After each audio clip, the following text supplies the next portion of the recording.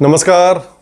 Aurangzeb fan club, Ahmad Shah Abdali, गुलाबी रंगाची जॅकेटं, गुलाबी रंगाच्या गाड्या, आमदारांचं इकडून तिकडे सुरू असलेलं स्थलांतर वगैरे महाराष्ट्रातील अशा सगळ्या गमतीदार विषयांकडे आपलं लक्ष आहेच बारकाईने. परंतु त्या सगळ्याची फारशा गांभीर्यानं सध्या दखल घ्यावी, त्याला फार महत्त्व द्यावं असं आता तरी वाटत नाही. विधानसभेची निवडणूक आणखी जसजशी जवळ येईल ती जवळ आल्यावरती आपल्याला तेच करत बसायचं आहे. परंतु सध्या त्याहून खऱ्या अर्थाने आणखी अन्य महत्त्वाचे खूप विषय आपल्या समोर आहेत, राज्यामध्ये आहेत. उदाहरणार्थ आपला आजचा विषय, संत तुकाराम महाराज हे केवळ वारकरी संप्रदायाचंच नव्हे तर साऱ्या महाराष्ट्राचं आणि तमाम मराठी जनतेचं श्रद्धास्थान आहे. त्यांच्या सगळ्या रचना, त्यांचे सगळे अभंग, त्यांची गाथा, त्यांचा समग्र सगळा जीवनप्रवास आपल्या सगळ्यांच्याच मनावरती, हृदयावरती पिढ्यानपिढ्या अगदी कायमस्वरूपी कोरला गेलेला आहे. तुमचा चरितार्थ चालवण्यासाठी, तुमची उपजीविका चालवण्यासाठी अन्य काही कामधंदे करा, सचोटीने व्यवसाय करा, परंतु परमेश्वराची महती सांगण्यासाठी, परमेश्वराचं, देवाचं गुणगान गाण्यासाठी कोणताही मोबदला कुणाकडूनही घेऊ नका असं स्पष्टपणे तुकाराम महाराजांनी बजावून ठेवलेलं आहे. तरीही हजारो, लाखो हबप महाराज, कीर्तनकार सगळे हजारो रुपयांच्या सुपाऱ्या कीर्तन प्रवचनासाठी घेत असतात आणि त्यातून आपलं पोट भरणं आणि अन्य उद्योग चालवत असतात. तुकाराम महाराजांनी सांगितलेली सगळी आदर्श तत्व, सगळ्या प्रकारची नैतिकता खुंटीला टांगून ठेवून हे महाराज आपला सगळा कार्यक्रम राबवत असतात. असो, तो वेगळा विषय आहे, त्यावर बोलावं तेवढं कमीच आहे. आपण सध्याच्या काळातून तुकाराम महाराजांच्या काळात जाऊ. आज तेव्हा ज्या वेळी आपले महाराज काही कारणांनी अस्वस्थ होत किंवा त्यांना निवांतपणे हवा असायचा, त्यांना काही चिंतन मनन करण्याची इच्छा व्हायची, विठ्ठलाशी, भगवंताशी काही हितगुज साधावं असं वाटायचं, काही लिहिण्याची प्रेरणा व्हायची, अशा प्रत्येक वेळेला आपले तुकोबाराय देहूमधील घरामधून निघायचे आणि काही अंतरावरती असलेल्या भंडारा, भामचंद्र किंवा घोराडा डोंगर यापैकी एखाद्या डोंगरावर जायचे. या तीनही डोंगरांमध्ये अनेक बौद्धकालीन प्राचीन गुफा आहेत, जैन लेणी आहेत. त्या काळी तर या तीनही डोंगरांवरती अर्थातच नीरव शांतता असणार, पशुपक्षी मोठ्या प्रमाणात असणार. त्यांच्या सानिध्यामध्ये तुकोबाराय एखाद्या गुफेमध्ये ध्यान लावून बसायचे आणि मग त्यातून त्यांना त्यांच्या मनातील अनेक प्रश्नांची उत्तरं सापडायची. बहुसंख्य अभंग महाराजांनी भंडारा डोंगरावरती लिहिले. शिवाजी महाराजांची आणि तुकोबारायांची भेट झाल्याचा जो दाखला देण्यात येतो ती घटनासुद्धा भंडारा डोंगरावरचीच. एका ध्यानधारणेच्या प्रसंगी तुकोबारायांना साक्षात्कार झाला. भगवंताने, साक्षात विठ्ठलाने त्यांना दर्शन दिलं. तो प्रसंग भामचंद्र डोंगरावरचा. घोराडा डोंगरावरच्या गुफांमधील ध्यानधारणेने तुकोबारायांना मोठं आत्मिक समाधान मिळालं, आत्मिक शांततेची अनुभूती लाभली. त्यामुळेच देहू लगतचे हे तीनही, घोराडा, भंडारा आणि भामचंद्र डोंगर, तुकोबारायांच्या पदस्पर्शाने आणि त्यांच्या वास्तव्यानं पुनीत झालेले आहेत, त्यांच्या वास्तव्यानं पावन झालेले आहेत.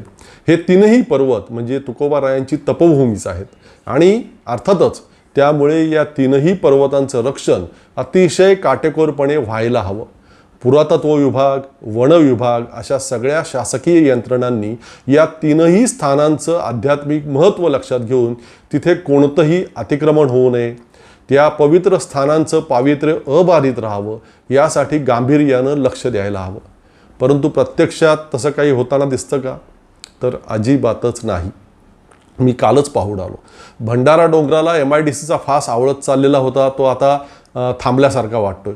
परंतु भामचंद्र आणि घोराडा डोंगर मात्र अतिक्रमणांच्या विळख्यामध्ये सापडलेले आहेत. कुणी तिथे खनिजं काढण्यासाठी JCB लावून ते डोंगर पोखरतायत, कुणी तिथं हॉटेल्स बांधतायत, कुणी निवासी इमारती बांधतायत, तर कुणी अगदी पायथ्याला लागून कारखाने उभारतायत.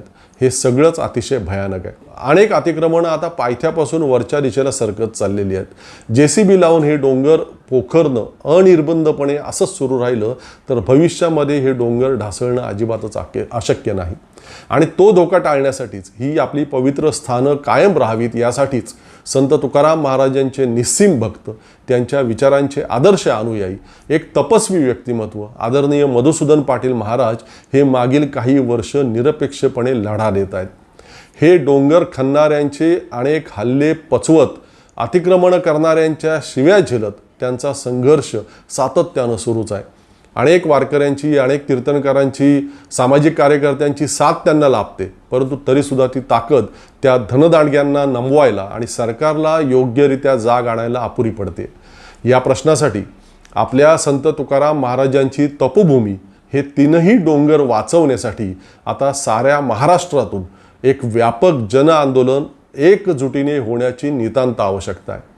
तुकोबारायांच्या अभंगांवरती कीर्तनं करून गब्बर झालेले असंख्य कीर्तनकार, असंख्य हबप महाराज या आंदोलनाला साथ देतील किंवा न देतील, पण आपण तुकोबारायांवरती प्रेम करणाऱ्या, त्यांच्यावरती श्रद्धा असणाऱ्या प्रत्येकाने मधुसूदन महाराजांना त्यांच्या या प्रयत्नांमध्ये साथ द्यायला हवी. मी काल मधुसूदन महाराजांना भेटण्यासाठी ठाण्याहून देहूला पोहोचलो सकाळी. तेव्हा पाऊस नव्हता. घोराडा डोंगराच्या पायथ्याशी मी प्रथम त्यांना भेटलो, त्यांच्याशी काही वेळ संवादही साधला. मात्र त्यानंतर काही वेळातच प्रचंड मुसळधार पाऊस सुरू झाला आणि तो अजिबात थांबण्याचं नाव घेईना कित्येक वेळ. त्यामुळे मला या डोंगरांना नुकसान पोहोचवणारी अतिक्रमणं चित्रित करणं पूर्णपणे अवघड झालं. मी ती माझ्या डोळ्यांनी पाहिली, परंतु मला ती चित्रित करता आली नाही.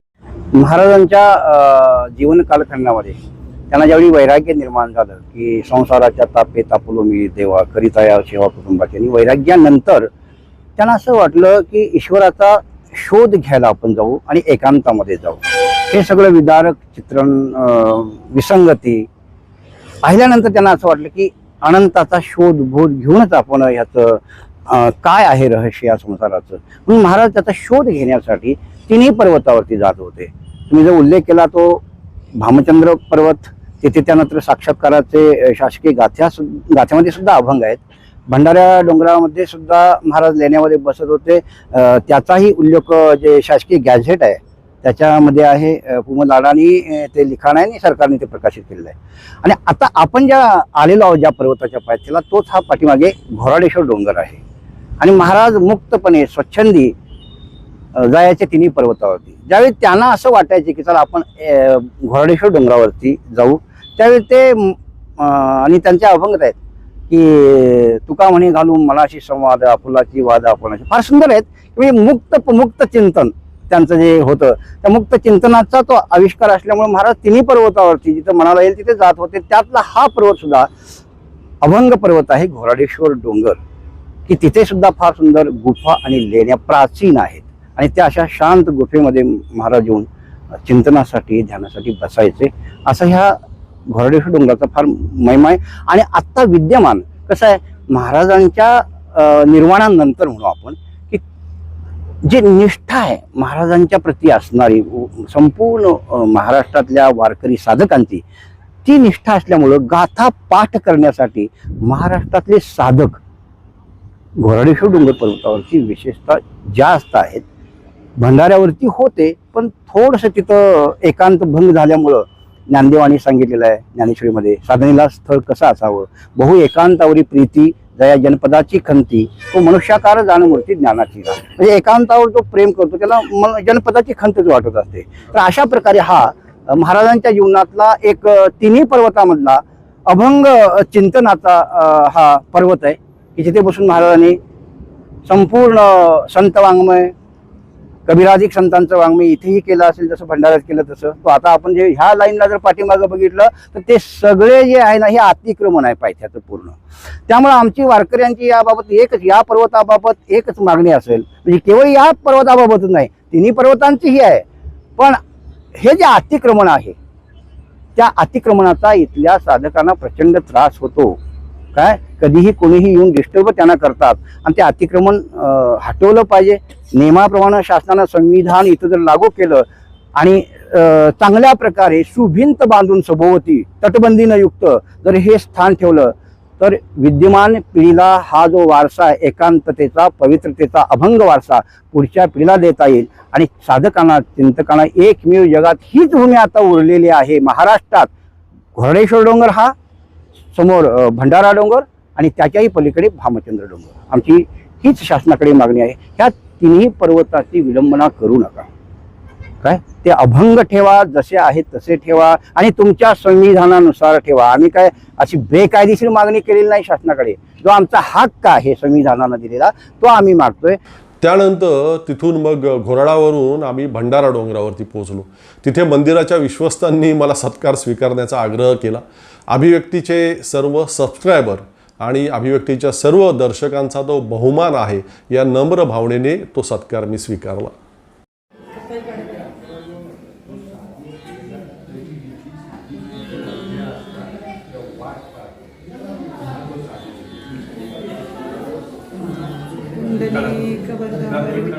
श्री ज्ञानदेव पंढरीनाथ भगवान की जय.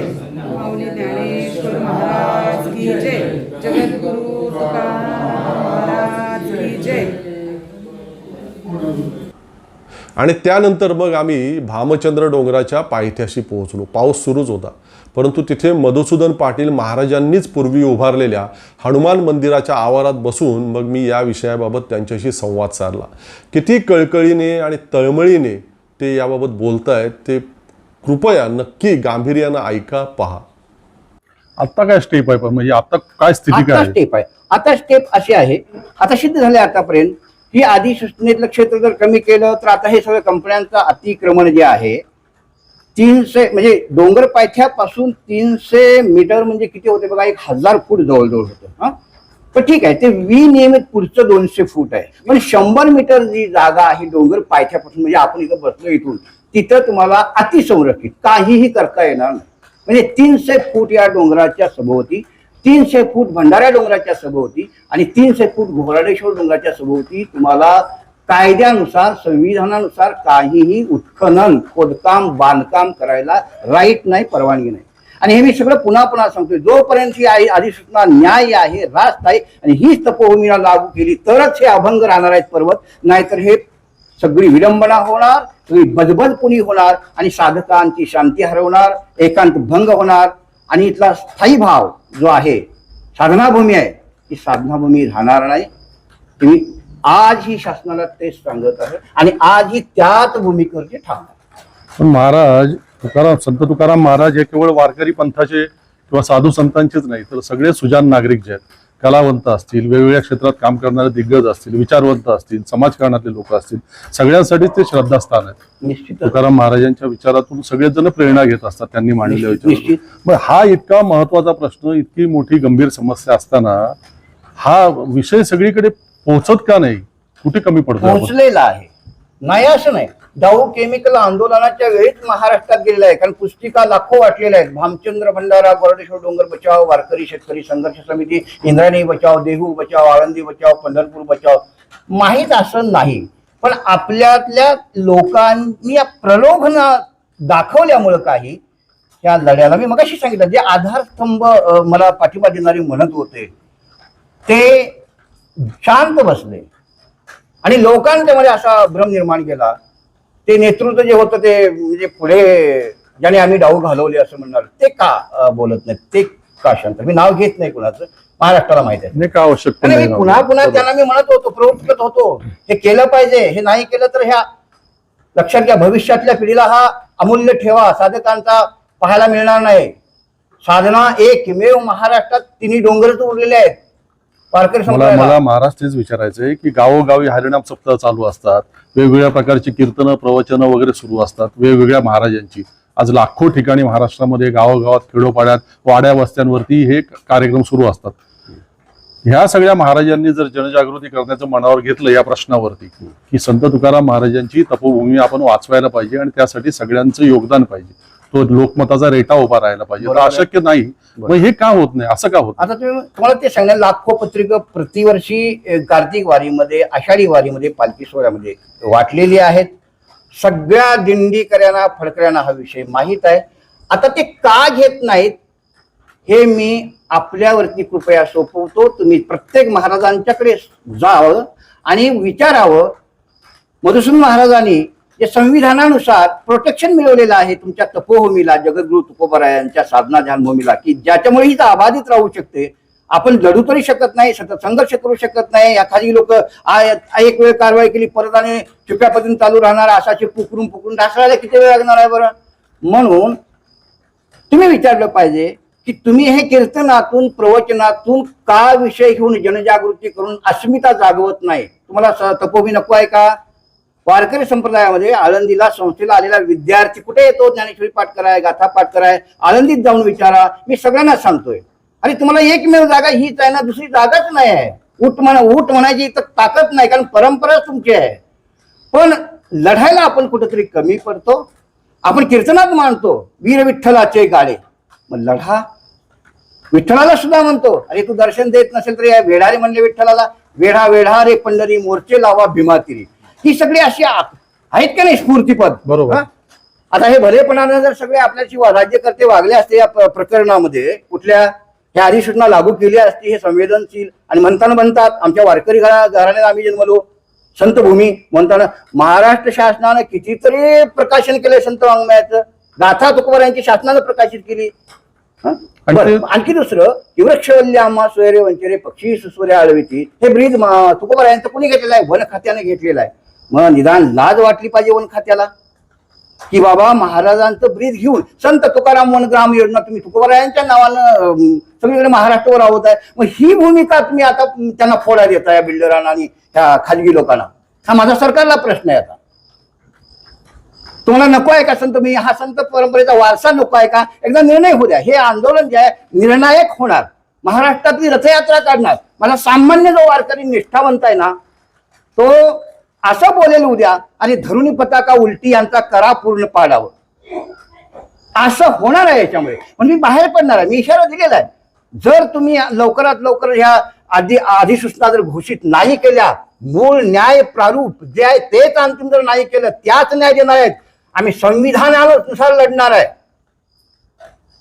आणि एक लक्षात घ्या, मला कोर्टात जायचं नाही. का जायचं नाही सांगतो, या वारकरी संप्रदायाला मला जागा करायचं. तुम्ही झोपलेले जागे होत नाही तोपर्यंत मी आंदोलन चालू ठेवणार आहे. का तुमचा हक्क नाही? हक्क आहे की नाही या भूमीवरती वारकऱ्यांचा? मग तो हक्क तुम्ही अंमलबजावणी करा. तुम्ही कीर्तनात मांडा, प्रवचनात मांडा. जिथे जिथे मी ह्या चॅनेलच्या माध्यमातून मी अभिव्यक्त होत आहे, तुमच्या अभिव्यक्त चॅनेलमधून, का ही तळमळ साधकांच्या विषयी असणार आहे. मी उत्तर झालो, मी संकुचित नाही. आणि आम्ही प्रवचनात कीर्तनात बोलणार, देह जावो अथवा राहो पांडुरंगी दृढ भाव, देह जावो किंवा राहो पांडुरंगी दृढ भाव. अरे देह जावो किंवा राहो कीर्तनात प्रवचनात म्हणणं सोपं आहे.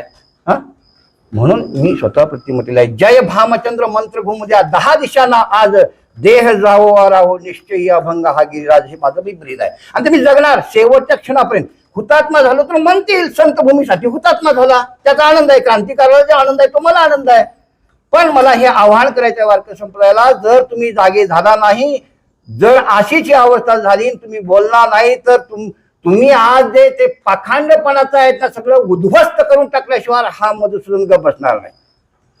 मी मग महाराष्ट्राला सांगणार रथयात्रेवरती ह्या अभंगावरती कीर्तन करा. आता बाद झाली तुकोबारायांची हे अभंग घेतले, तो ह्या अभंगावरती देती घेती नरका जाती, कथेचा विक्रय जो करतो तो मातेची गमन करतो. ह्याचा फैसला मी जनामध्ये जाऊन करणार आहे.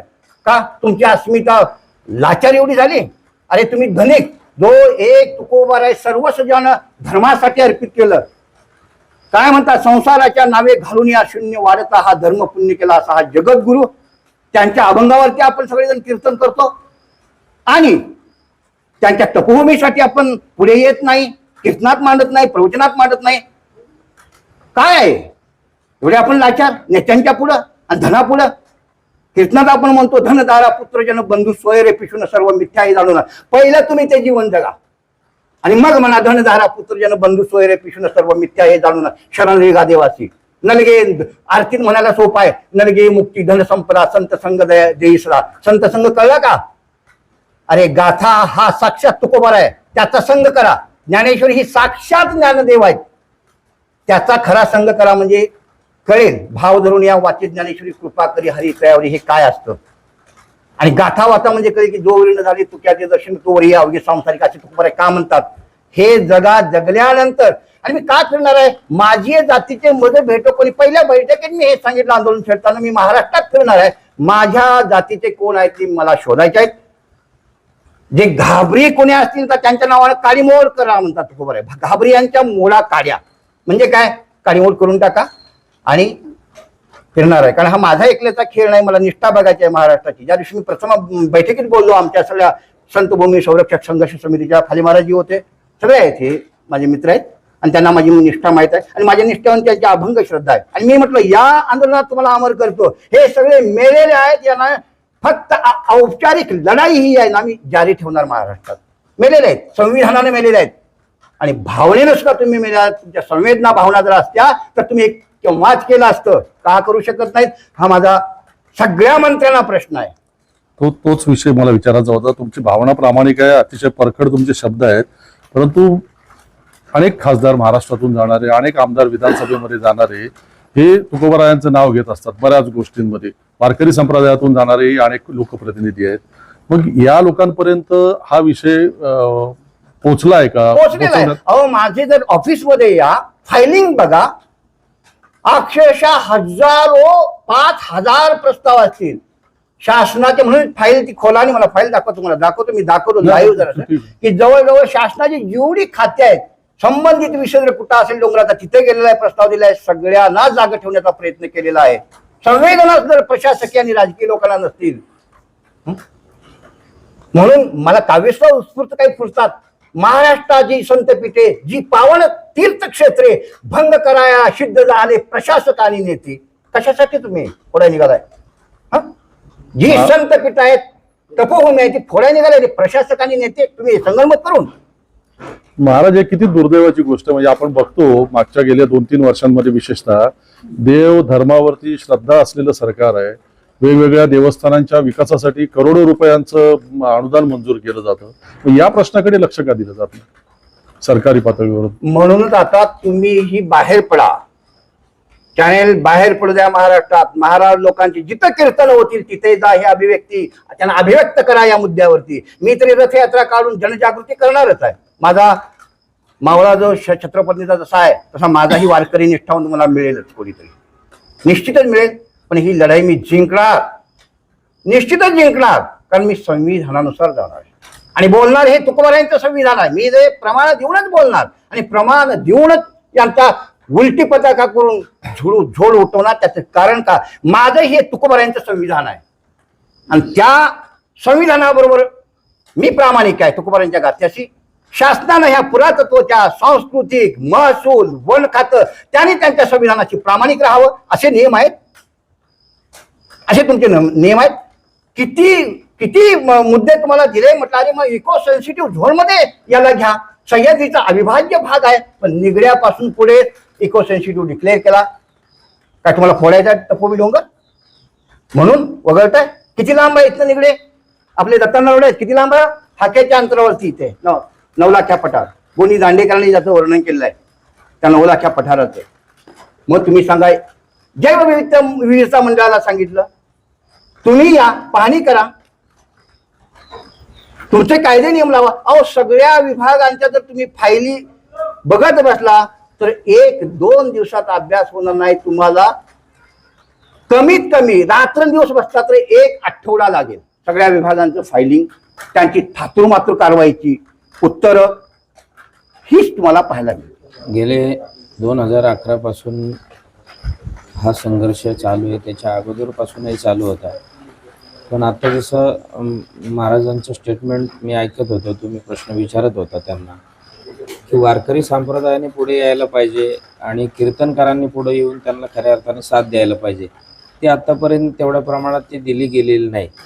पण मी अखिल वारकरी संघाच्या वतीने हरिभक्तीपरायण यशवंत महाराज फाले वैयक्तिक सांगतो की मी माझ्या कीर्तनातून हा लढा, त्यांचा जो लढा आहे तो पुढे नेल्याशिवाय राहणार नाही. मग यासाठी आम्हाला कुणी जरी वेगळ्या पद्धतीने थांबवण्याचा प्रयत्न केला, धमकावण्याचा प्रयत्न केला किंवा अन्य कुठल्या पद्धतीचं जरी आमच्यावरती याच ठिकाणी बंधन आणण्याचा प्रयत्न केला तरी आम्ही ते थांबणार नाहीत. कारण ही साधकांची भूमी आहे, ही संतांची भूमी आहे. जर मला तर खऱ्या अर्थानं लाज वाटते सांगायला की हजारो लाखो कीर्तनकार या महाराष्ट्रामध्ये संतश्रेष्ठ जगद्गुरू तुकाराम महाराजांच्या माऊली महावैष्णव ज्ञानोबरायांच्या नावाखाली आपण पाकिटं घेतो. पण तीच तपोभूमी वाचवण्यासाठी एक असणारे मधुसूदनजी शास्त्री पाटील हे रात्रंदिवस आपला अहोरात्र संपूर्ण जीवन त्यांनी झिजवले. त्याच्यात त्यांचा स्वार्थ काय कधी विचारलाय का आपण त्यांना? काय त्यांना पाहिजे, काय मिळवायचे आणि ते काय घेऊन जाणार आहे इथं? मुळात ते काही घेऊन जाणार नाही. ही वारकऱ्यांसाठी ही तपोभूमी वाचली पाहिजे आणि त्यासाठीच त्यांचा असणारा हा लढा आहे, तो आपण सर्वांनी इथून पुढे तो जिवंत ठेवला पाहिजे. मला वाटतं त्यांचा कार्यकाळ जर आता तुम्ही पाहिला तर त्याचं अर्ध जीवन जवळजवळ संपत आलेलं आहे. मग पुढे जर ह्या कीर्तनकारांनी माझे संत श्रेष्ठ जगद्गुरु तुकाराम महाराजांचे हे भंडारे डोंगर असेल, घोराडा डोंगर असेल, भामचंद्र डोंगर असेल, त्यांचं म्हणणं एवढंच आहे की ह्या डोंगराच्या पायथ्यापासून ते 200 फुटापर्यंत कुठल्याही बिल्डरने अतिक्रमण करू नये, म्हणजे तो पूर्ण डोंगर आपल्याला वास्तवात राहील आणि साधकांना इथे ज्ञान साधना करण्याचा योग जो आता लाभलेला आहे त्याच्यामध्ये बाधा निर्माण होणार आहे. आणि त्या साधकांसाठी त्यांची तळमळे, वारकऱ्यांसाठी त्यांची तळमळे आणि ही तपोभूमी वाचलेच पाहिजे ही प्रामाणिक इच्छा ते आपल्याला सांगतात. की काही मंडळी अशी कुतर्की मंडळी पाहायला मिळतात की त्यावेळी तुकाराम महाराजांना सुद्धा साधक काही मंडळींनी त्रास दिला, म्हणून त्यावेळी त्यांनी म्हटलेले भले तरी देऊ काशीची लंगोटी, नाठाळाच्या माती हानू काठी. मग ही वाक्य वारकऱ्यांनी कीर्तनकारांनी नुसते कीर्तनच सांगायची का? तर मला वाटतं इथून पुढे सर्व महाराष्ट्रातील कीर्तनकारांनी पेटून उठलं पाहिजे, जागे झाले पाहिजे आणि हरिभक्तीपरायण मधुसूदन महाराज शास्त्रींच्या पाठीमागं ते एकटे आहेत म्हणून अजिबात नाही, आपण सर्वांनी पाठीमागे उभे राहा. यारे यारे लहान तोर कशाला म्हणतो आपण? मग सर्वांनी या. आणि ज्यांना खऱ्या अर्थानं जे येणार नसतील तर मला वाटतं ते खरं संत श्रेष्ठ जगद्गुरु तुकाराम महाराजांचे, माऊली महावैष्णव ज्ञानोबरांचे पायिकच नाहीयेत असं म्हणायला काही हरकत नाही. महाराज जे एक 4-5 वर्षाचा प्रसंग आम्ही सांगतोय, इथे डाऊ कंपनीने सगळे इंद्रायणी घाण करून टाकली, सगळं लोकांना त्रास होऊ लागला आणि बाबांनी ते आंदोलन उभं केलं.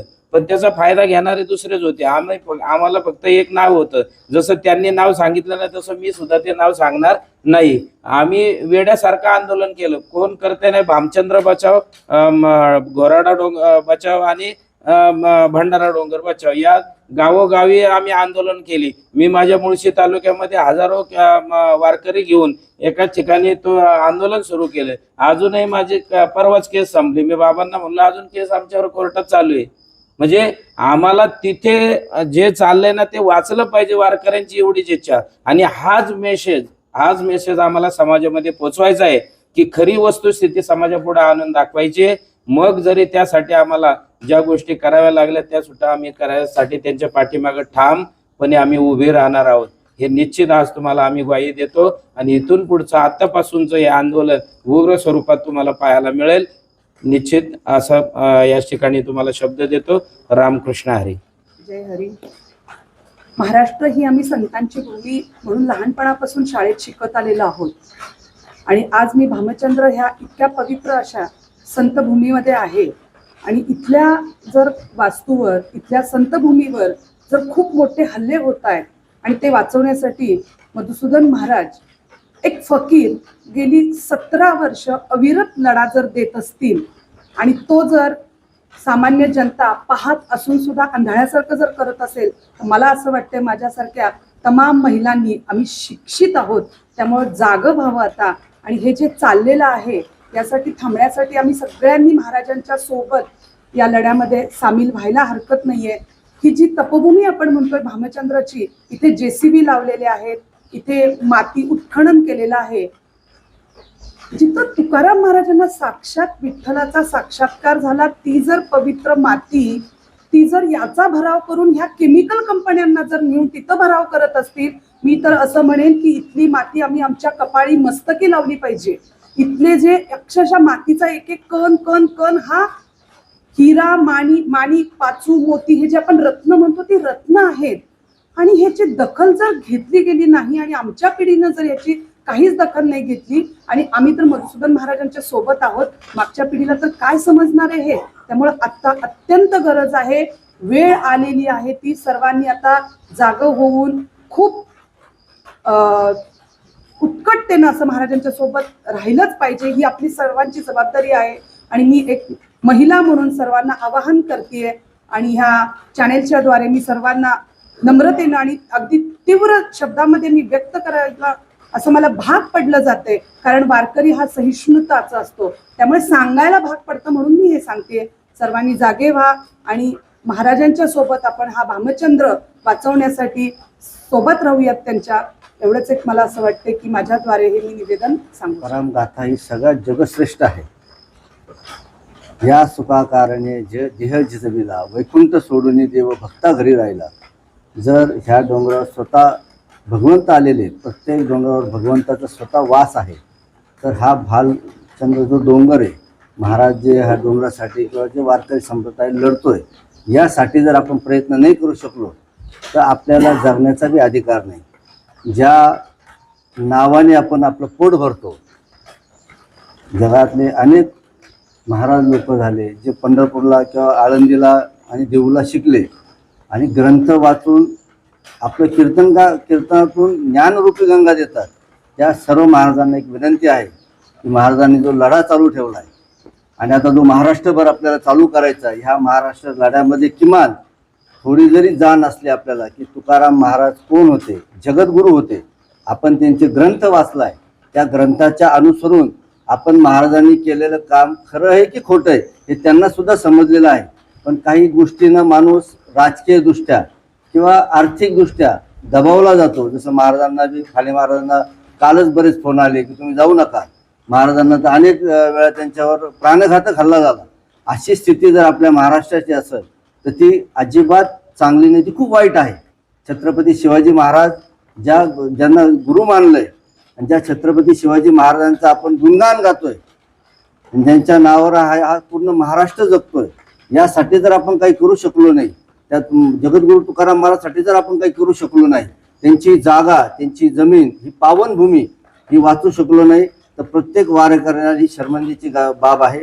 महाराष्ट्रामध्ये महाराज रथयात्रा काढणार आहे, त्यानंतर जे आंदोलन होणार आहे, आम्ही जे मोठमोठे आंदोलन वारकरी संप्रदायाच्या वतीनं करणार आहोत हे खूप भडक करणार आहोत. राजकारणी लोकांना सांगतो, इतरत्र जे आंदोलन होतात हे तात्पुरता होतात आणि संपून जातात, पण वारकऱ्यांनी जर एकदा आंदोलन हातात घेतलं तर माझी विनंती सर्व राजकीय लोकांना, शासकीय लोकांना, कृपया वारकऱ्यांना कोणत्याही प्रकारचं आंदोलन करू देऊ नका. कारण आपण बऱ्याच वेळा वारकरी संप्रदायातून आलोय असं सांगतात.